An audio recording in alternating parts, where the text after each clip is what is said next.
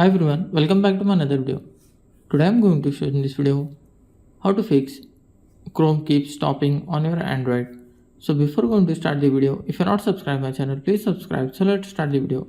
Guys, if your Chrome browser keeps stopping again and again, then I'll show you how to fix this issue.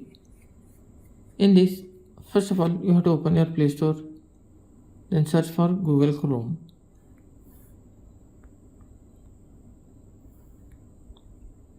If your Chrome is not up to date, then update it from here. After updating, just close this window, open your settings, tap on the apps, tap on see all apps.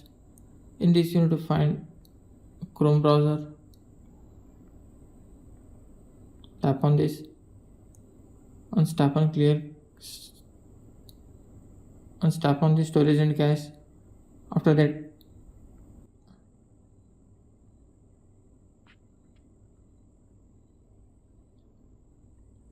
after tapping the see all apps, in this you need to find Chrome,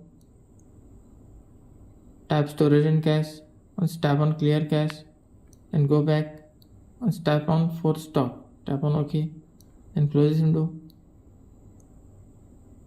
Now you can open your Chrome browser.